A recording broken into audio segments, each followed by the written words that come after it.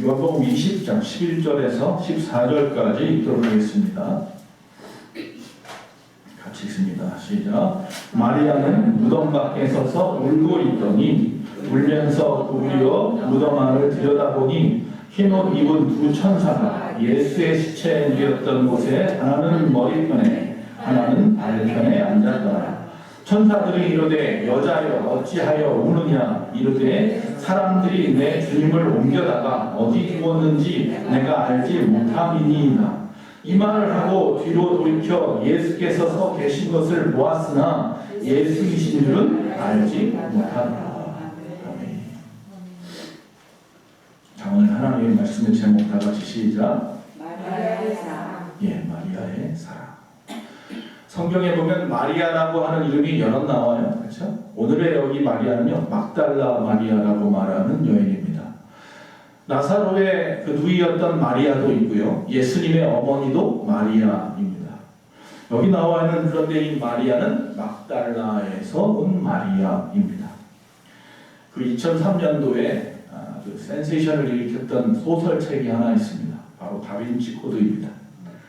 이 다빈치 코드라는 책이 론 하워드인가 그 감독에 의해서 영화로 만들어지면서 더 세상으로 아주 확장되게 퍼져버렸습니다.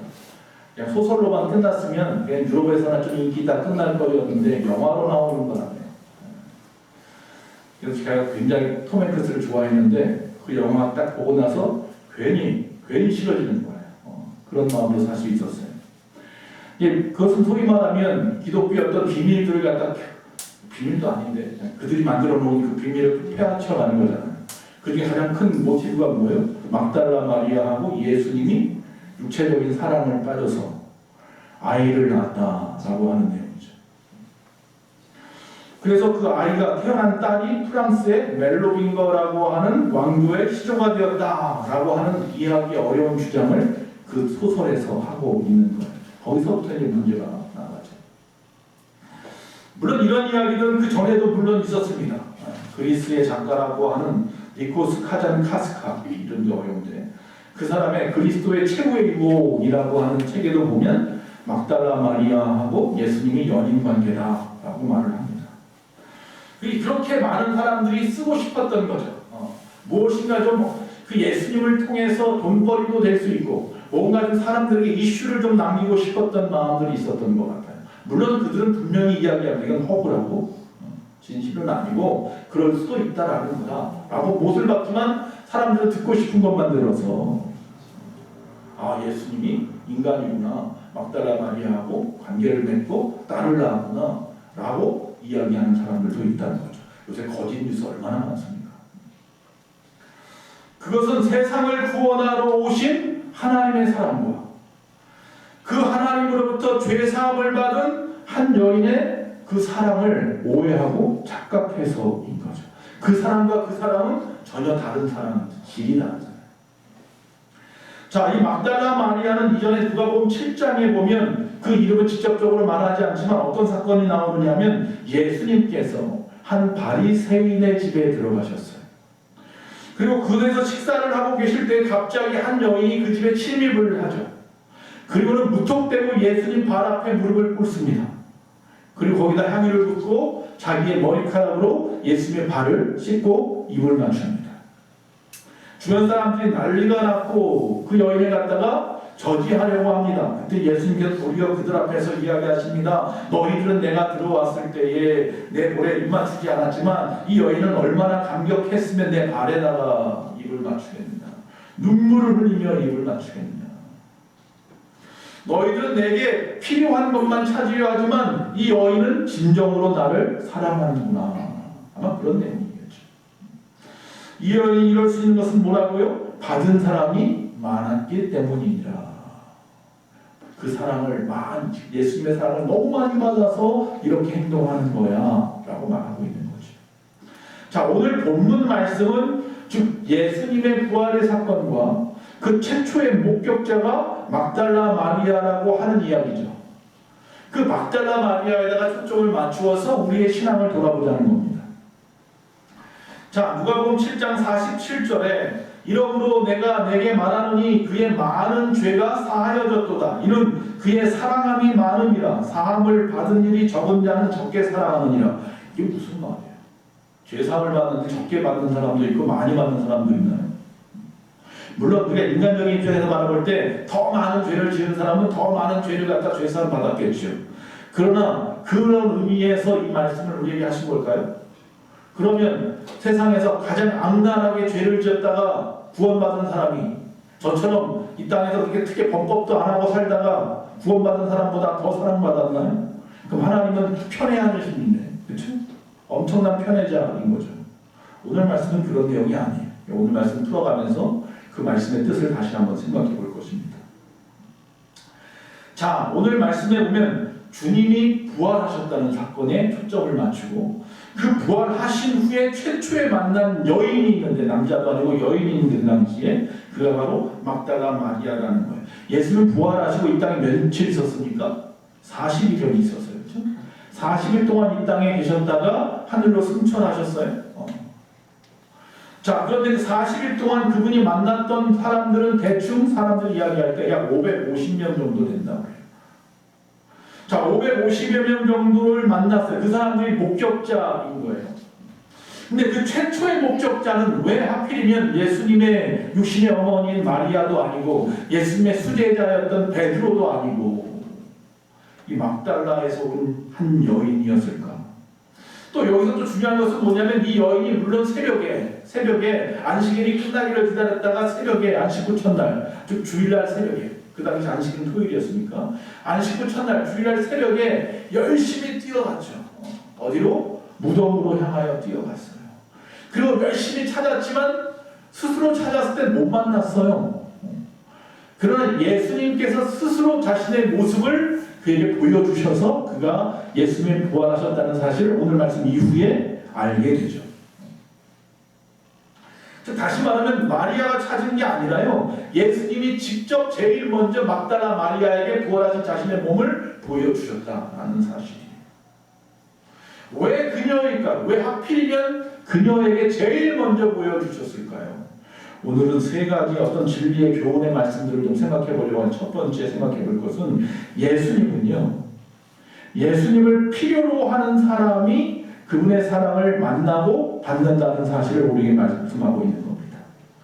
여러분, 예수님을 만나기 원하시면 아멘. 아멘. 그분이 필요하셔야 합니다. 아멘. 그분을 필요로 하는 사람만이 예수님을 만납니다. 즉 예수님의 사랑받기 원하시면 아멘. 아멘. 그분이 필요한 사람들에게 예수님이 사랑을 베푸십니다. 아멘.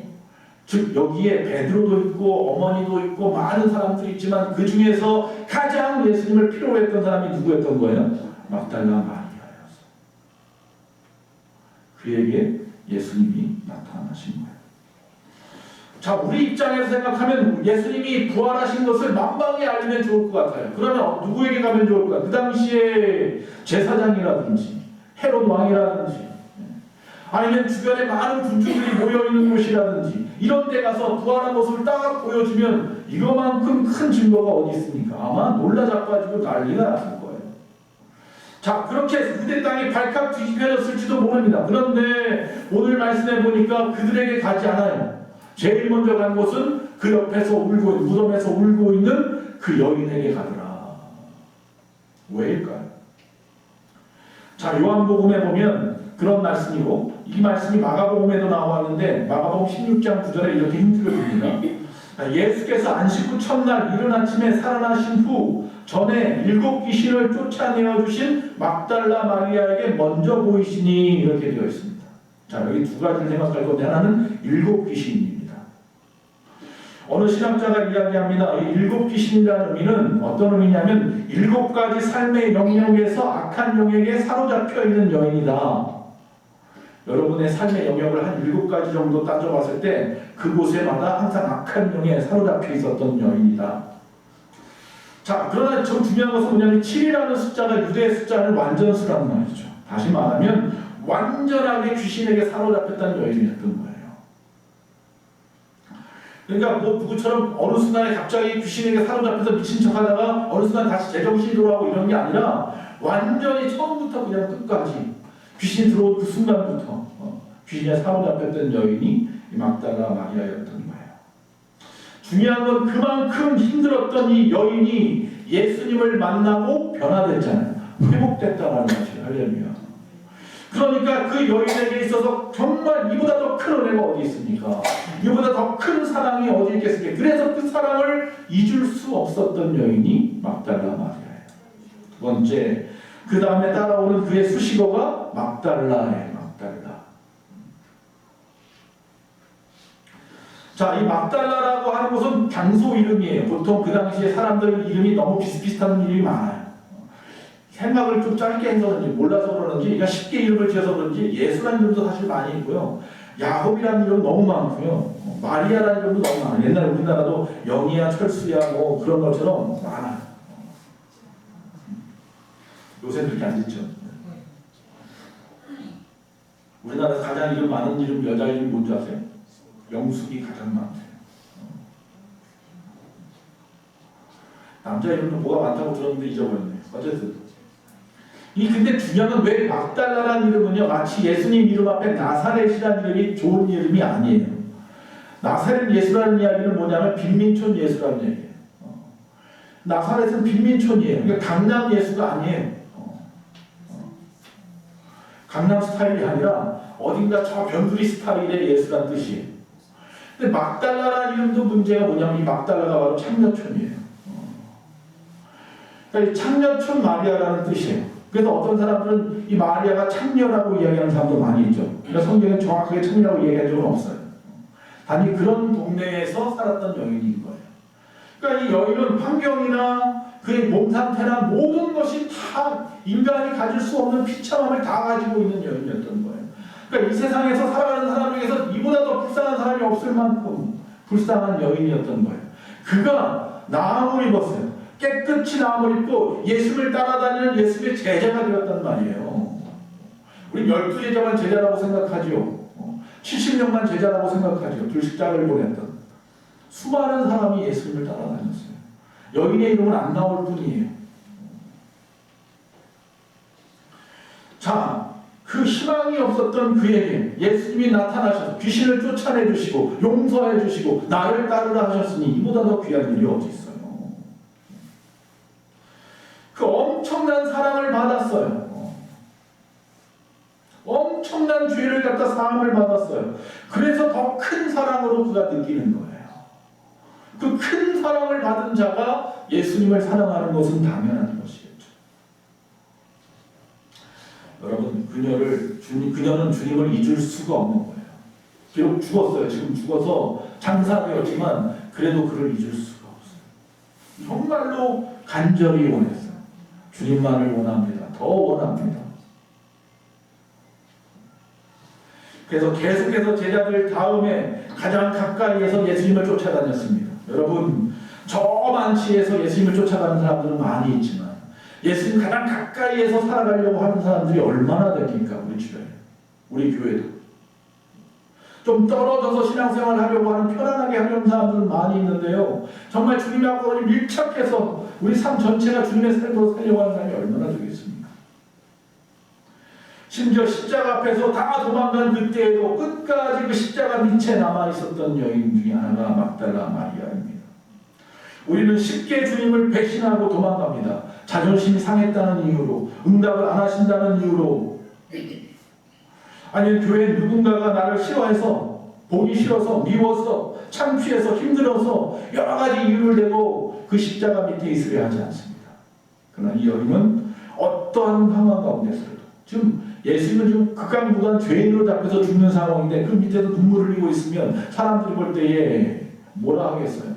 그 제자들이 요한 하나 빼놓고 다 도망갔잖아요. 그런데도 그 밑에서 어머니와 함께 울던 여인이 막달라 마리아예요. 그리고 지금 오늘 말씀에 아무도 찾지 않는 그 무덤에, 그 새벽 미명에, 아직 어둠도 가시지 않은 그 시간에 새벽에 무덤가로 달려나와서 예수님의 무덤을 찾았던 여인이 막달라 마리아라는 겁니다. 누가 알아주든지 못 알아주든지, 우리가 남들이 볼 때는 신앙생활 잘할 수 있어요. 남들을 의식해서 같이 예배하고 같이 하고 할 수 있어요. 그러나 눈에 보이지도 않는데 교회 와서 헌신하고, 눈에 보지도 않는데 나가서 전도하고, 교회를 위해서 눈물을 흘려서 기도하고, 그럴 수 있느냐는 거예요. 막달라 마리아는 누가 뭐라고 하든지 보든지 말든지 새벽 미명에 주님의 무덤에 달려나갔어요. 주님을 보고 싶어서, 주님이 간절히 원한 그 필요함 때문에, 주님 없이는 할 수가 없을 것 같아서. 안식일이라 유대법상 멀리 갈 수 없었기 때문에, 특히 또 이 죽음의 자리에 가는 것은 안 되는 일이었기 때문에 기다렸겠죠. 기다리다 새벽에 아마 닭이 울거렸는지 새벽 미명이 비쳤는지 그 순간에 그냥 냅다 뛰어서 무덤으로 달려갔다. 얼마나 예수님을 필요로 하는지 우리는 지금 예수님을 이 막달라 마리아만큼 필요로 하고 있느냐는 겁니다. 이렇게 주님이 필요한 사람이 주님의 사랑을 받습니다. 이렇게 주님을 필요로 하며 살아가는 사람들에게 주님이 나타나 보여주시는 겁니다. 세상에는 예수님께 필요한 사람들이 많을 겁니다. 뭐 돈 많은 스폰서라든지 아니면 권력 있는 정치인이라든지 제사장이라든지 목사들도 이런 유혹에 많이 빠지죠. 예수님에게 도움이 될 것 같은 사람들이 많이 있어요. 그런데 그들에게 예수님이 부활하셔서 나타난 게 아니라 반대로 예수님을 간절히 원했던 불쌍한 여인에게 나타나 주셨다는 거예요. 이게 중요한 거예요. 버림받은 여인을 찾아가 주셨다는, 이게 교회의 사명이 되어야 되고 목사의 사명이 되어야 되겠죠. 다시 말씀을 드립니다. 우리의 필요 때문이에요.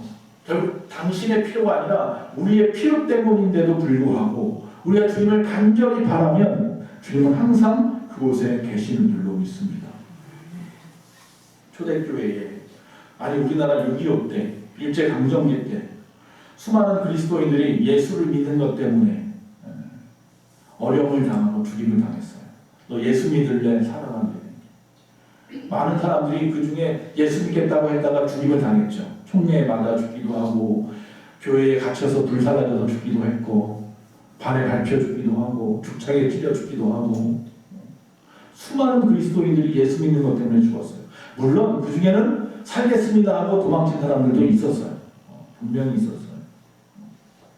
제가 이야기하잖아요. 정말로 우리가 주님을 필요로 하십니까? 그럼 주님은 우리를 만나 주실 건데요. 만약에 오늘 이 시간에 너 1억 줄 테니까 수요 예배 가지 마. 그러면 어떻게 하시겠습니까? 그 자리에서 우리는 우리의 필요와 유익 때문에 쉽게 우리를 지켜주시는, 또 우리를 기다리시는 주님을 배반하고 주일 성수도 제대로 못하고 나에게 주어진 사역도 포기하는데, 주님은 그 반대로 당신의 필요가 아닌 우리의 필요를 위해서 자신의 목숨까지도 내어주셨다는 사실인 거예요. 그게 다른 거예요. 우리와 주님의 차이가. 자, 오늘날 주님은 주님을 간절히 원하면 찾아오십니다. 우리가 과연 예수님의 사랑을 간절히 원하십니까? 지금 그거 물어보고 있는 거예요. 우리 교회도 그런 사람들을 찾아가야 합니다. 우리를 필요로 하는 사람이 바로 우리의 이웃이니 우리 교회가 해야 할 사명은 우리를 필요로 하는 사람들에게 나가서 복음을 전하고 사랑을 전하는 일이어야 하는 거죠.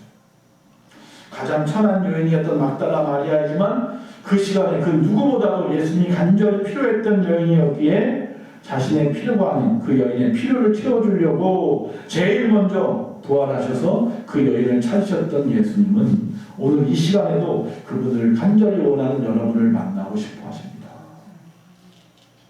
주님이 필요하십니까? 그럼 주님은 지금 오셔서 여러분에게 여러분의 문제를 듣고 싶어 하실 것입니다. 자, 예수님은 예수님을 필요로 하는 사람들에게 예수님의 사랑을 보인다고 했습니다. 두 번째, 여러분, 우리가 살아가면서 믿음이 약해질 수도 있어요. 우리가 살아가면서 소망을 이룰 때도 있어요. 그러나 여러분, 사랑은 있어야 합니다. 사랑은 변하면 안 돼요. 본문 20장 13절 14절입니다. 천사들이 이르되 여자여 어찌하여 우느냐, 이르되 사람들이 내 주님을 옮겨다가 어디 부었는지 내가 알지 못함이니이다. 이 말을 하고 뒤로 돌이켜 예수께서 서 계신 것을 보았으나 예수인 줄을 알지 못하더라. 막달라 마리아가 무덤에 왔어요. 무덤에 와서 울고 있어요. 예수님을 만났어요. 예수님이 물어보는데도 몰라요. 천사가 말을 하는데도 몰라요. 예수님이 부활할 거라고는 전혀 믿지 못했던 거예요. 생각도 못했던 거예요. 부활의 말씀을 듣기는 들었을 텐데 그런데 이 제자들처럼 믿지 못했던 여인이에요. 그래서 그 무덤이 빈 것을 보고 울고만 있는 여인이에요. 그런데 왜 찾아갔을까요? 울고 있다니까요. 사랑 때문에 찾아간 거예요. 다시 말하면 여기 나와 있는 제자들이 보니 예수님 앞에서 십자가 앞에서 도망치고 베드로는 예수님을 3번이나 부인하고 또 예수님의 그 무덤에 주님이 다시 부활하실 것을 기대도 소망도 없기 때문에 믿음도 없고 소망도 없기 때문에 나아가지 않았는데 이 여인도 믿음도 없고 소망도 없는데도 나아갔다는 거예요. 그 차이는 뭐예요? 사랑이었던 거예요. 제자들은 예수님에 대한 사랑조차도 없었던 거예요. 그러나 이 여인은 그 제자들처럼 믿음도 없었고 소망도 다 잃어버렸지만 무엇이 남았어요? 사랑이 있었던 거예요. 믿음과 소망, 사랑, 그 중에 제일은 뭐라고요? 사랑. 그 모든 것 위에 사랑을 더해야 하는 거죠. 자, 그래야 주님 앞에 계속 나아갈 수 있어요. 그래야 흔들리지 않아요. 주님을 사랑해야 어떤 믿음을 잃어버려도 어떤 소망을 잃어버려도 끝까지 그 자리에 앉아 있을 수 있어요. 믿음도 잃고 소망도 잃어버렸는데 사랑마저 잃어버리면 절대 교회에 붙어 있을 사람이 아무도 없어요. 마지막까지 신앙 지킬 힘이 없어요. 흔들리지 않을 힘이 없어요. 우리 앞에 찬양한 것처럼 주께 가까이 날 이끄소서 간절히 주님만을 원합니다. 채워주소서 주의 사랑을 진정한 찬양 드릴 수 있도록 목마른 나의 영혼 주를 부르니 나의 마음 만져주소서. 뭘 채우라고요? 사랑으로 나를 좀 채워주시옵소서. 간절히 원하고 또 원합니다. 더 원합니다. 주님의 사랑으로 이 목마른 영혼을 채워주시옵소서. 그래서 주의 뜻을 알기 원합니다. 그래서 내가 여기 머무르기 원합니다. 사랑만 있으면 우리에게 그분이 먼저 찾아오실 줄로 믿습니다. 아멘. 왜 마리아의 사랑을 보시고 주님이 찾아왔느냐? 자, 17절에 이렇게 말합니다. 예수께서 이르시되 나를 붙들지 마라. 아마 마리아가 붙들려고 했나 봐요. 예수님인 걸 알고. 그냥 내가 아직 아버지께로 올라가지 아니하였노라. 아직 불완전한 부활체라는 거예요. 너는 내 형제들에게 가서 제자들에게 가서 이르되 내가 내 아버지 곧 너희 아버지 내 하나님 곧 너희 하나님께로 올라간다 하라 하시니 예수님이 부활하셨습니다. 그런데 하나님께 올라가신답니다. 근데 그 하나님을 뭐라고요? 나의 하나님이고 너의 하나님. 그 아버지가 어떤 아버지예요? 나의 아버지이고 너의 아버지. 왜 사랑하시느냐? 우리가 아버지의 자녀이기 때문에 사랑하시는 거예요. 왜 십자가에 죽으셨다고요? 우리를 사랑하시는 그 사랑, 하나님의 사랑하심, 즉 다시 말해 아버지의 사랑으로 우리를 사랑하시기 때문인 거예요. 어두운 새벽에 가로등도 없는 그런 비포장길에 그야말로 마을로부터 멀리 떨어진 산속 깊은 곳에 있는 이 무덤에 으스스한 이 무덤에 뜨거운 열정을 가지고 달려갔던 그 열정은 사랑이었던 거죠. 지금은 안 그러는데 어느 부인이 경찰서에 찾아와서 남편 좀 찾아달라고 눈물을 막 펑펑 흘립니다. 경찰이 물어봅니다. 남편이 언제부터 없어졌습니까? 며칠 되셨는데요. 예, 퇴근한 지 2시간이 됐는데 안 옵니다. 껄껄 웃으면서 실종은 2, 3일은 지나야 신고가 되는 거예요. 안 됩니다. 남편 좀 찾아주십시오. 굉장히 사랑하셨나 봅니다. 그러다 말합니다. 아니요, 오늘이 월급날이에요. 지금이야 통장에 꽂히지만 그때 월급 봉투를 줬습니다. 월급 받아가지고 지금 오는 길인데 2시간이 지났는데도 안 들어와요. 다 쓴 것 같아요. 여러분, 혹시 여러분 남편을 월급하고 비교하십니까? 그러지 마시기 바랍니다. 월급 많이 갖다 주면 사랑하고 월급 적게 갖다 주면 미워하고 혹시 그런 사람은 아닌지 모르겠습니다. 사랑만 있으면 어떤 고난도 이길 수 있습니다. 할렐루야. 사랑하면 누가 뭐라 해도 오해하지 않고 시험에 들지도 않습니다. 사랑하지 않아서 시험에 듭니다. 사랑하지 못하니까 오해도 하고 사랑하지 못하니까 그 고난을 이기고 싶지도 않습니다. 사랑하니까 같이 손 붙잡고 어려워도 살아가는 겁니다. 사랑이 모든 것에 허다한 모든 죄도 돕는데 다큐멘터리 같은 데 보면 아니 옛날 그 마라톤이라는 영화에서도 보면 장애를 가진 자녀를 둔 부모님들이 자녀를 위해서 헌신하는 경우를 보게 됩니다. 모든 평생을 통해서 가장 바라는 것 하나 있습니다. 이 아이가 나보다 더 오래 살아가면 어떻게 할까에 대한 문제인 거죠. 내가 먼저 죽으면 이 아이는 앞으로 어떻게 될까에 대한 거예요. 그게 가장 큰 어려움이고 문제였던 거죠. 여러분, 이 부모가 이 자녀가 장애를 가지고 살아가는데도 헌신하는 이유는 그 자녀가 분명히 나을 것이라고 하는 어떤 믿음이 있어서가 아닙니다. 그 자녀가 나중에 나에게 큰 어떤 보답을 할 것이라고 하는 소망이 있어서도 아닙니다. 그건 그저 내 자식이기 때문입니다. 내가 그의 아버지 되고 내가 그의 어머니이기 때문입니다. 오직 사랑 때문입니다. 막달라 마리아가 예수님에게 달려간 모습이 그거고 예수님이 먼저 자신의 것이 아닌 그 여인의 그 필요를 찾아서 보여주셨던 것이 바로 그런 것입니다. 사랑입니다. 사랑. 오직 그래도 포기하지 않고 흔들리지 않을 수 있게 그렇게 헌신하는 이유는 우리가 사랑하기 때문입니다. 우리가 흔들리지 않는 믿음으로 살기 원합니다. 아무 대가 없어도 그래도 흔들리지 않고 살았으면 좋겠습니다. 사랑하는 것. 자기의 기대나 바람대로 안 된다고 도망갔던 베드로가 아니라 사실 제가 신앙생활한지 따져보니까 중학교, 초등학교 6학년 때부터 신앙생활했으니까 44년 됐는데 44년 동안에 도망간 사람 많이 왔습니다. 교회에서. 베드로만 모를 게 아니더라고요. 베드로보다 더 뛰어난 위대한 것 같은 장로님이 도망가고 안수 집사님이 도망을 갑니다. 그러나 지금까지 베푸신 그 사랑, 그 은혜가 놀라운 사람들은요, 교회가 쪼개지든지, 교회가 어려움을 당하든지, 내가 핍박을 받든지, 꿋꿋이 그 교회를 지켜가는 사람들도 많이 봤습니다. 그 차이는 뭐예요? 사랑입니다. 오늘 십자가를 보거나 십자가라 말만 들어도 가슴이 뭉클하십니까? 그렇다면 여러분 마음에 사랑이 있는 겁니다. 여러분 혹시 교회 다니는 이유가 주님을 사랑해서가 아니라 이 앞에 있는 저 믿고 따라오는 거라면 그러지 마시기 바랍니다. 요새 뭐 넷플릭스에 나오는 그 이단에 대한 영화가 센세이션을 일으키는데 제가 보려고요. 앞에 쫙 봤다가 끔찍해서 꺼버렸어요. 못 보겠어요. 끔찍해서. 깜짝 놀랐어요. 틀자마자 깜짝 놀랐어요. 우리가 알던 게 아니에요. 그 이상, 그 상상할 수 없는 정도의 깊이더라고요. 어떻게 이걸 영화로 만들었을까 싶어요. 이건 19금이 아니라 말로 표현할 수 없지만 구역질이 나서 못 보겠어요. 그런데 수많은 사람이 아직도 그런 사람들을 따라가고 있어요. 말이 옆으로 샜는데 여러분 저 믿고 따라오지 마십시오. 할렐루야. 저는 언제나 실수투성입니다. 연약합니다. 그러다가 상처받을 수 있습니다. 오직 주님 사랑하심으로 신앙생활 하시기 바랍니다. 저는 그렇게 믿을 만한 사람이 못 됩니다. 하나님 말씀보다 아내 말을 더 잘 듣는 사람입니다.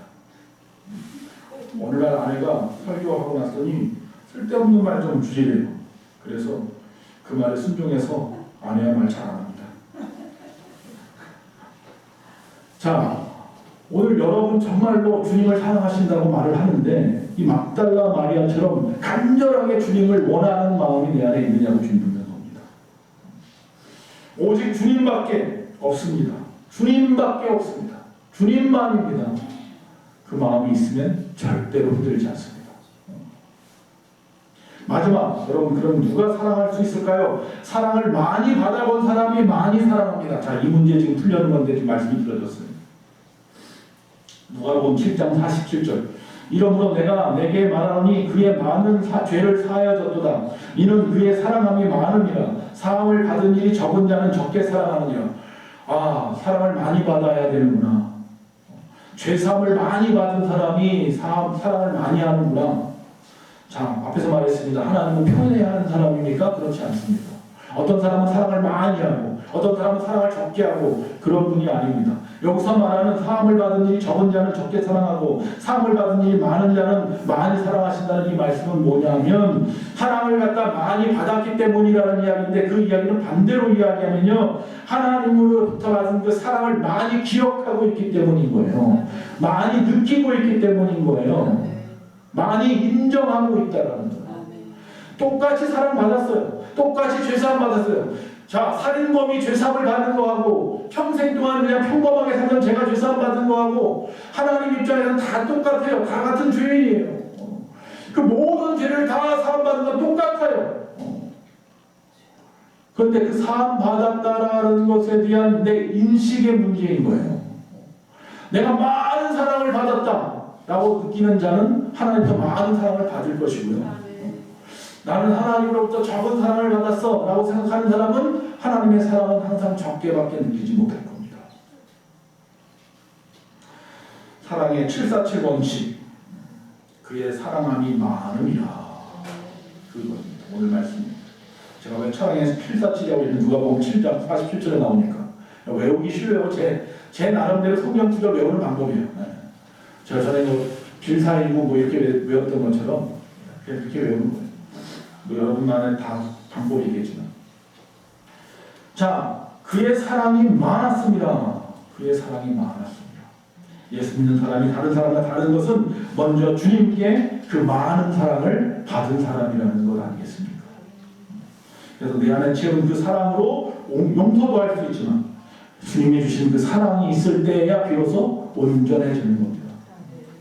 내 힘으로는 한계가 늘 있어요. 힘들어요. 지쳐요. 목말라요.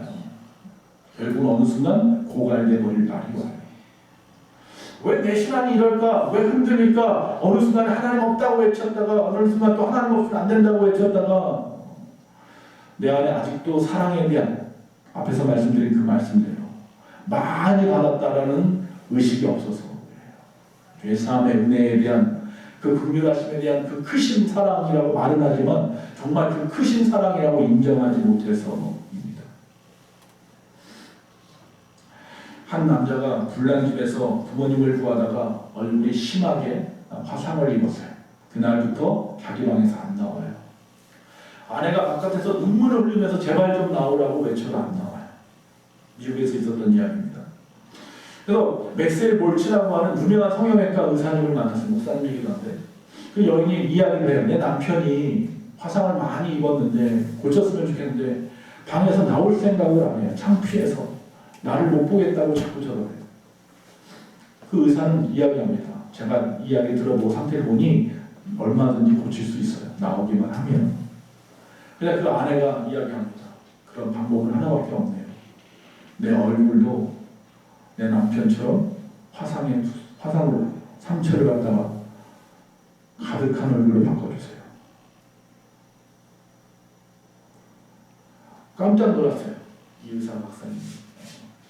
그래서 그 이야기를 해야 될 것 같아요. 그래서 그 집에 가서 그 남편에게 문을 똑똑하면서 여보시오, 당신이 이 방에서 문을 안 열고 나오면 당신의 아내도 당신처럼 얼굴에 화상 자국을 만들어 달라고 합니다. 어떻게 하시겠습니까? 그러자 어떻게 했을까요? 문이 사르르 열리더라는 거죠. 거기서 이 몰치라고 하는 박사님은 예수님의 사랑을 깨달았다라고 이야기를 합니다. 우리를 구원하시기 위해서 십자가에서 대신 죽어주신 분, 나를 죽여주시오. 그래야 저 사람이 산다면 내가 차라리 죽겠어. 그 아내와 같은 심정이 바로 그 예수님의 심정 아니었을까. 주님이 우리를 그렇게 사랑하셨는데, 그래서 나를 살리셨는데 나는 그 주님을 얼마나 사랑하십니까?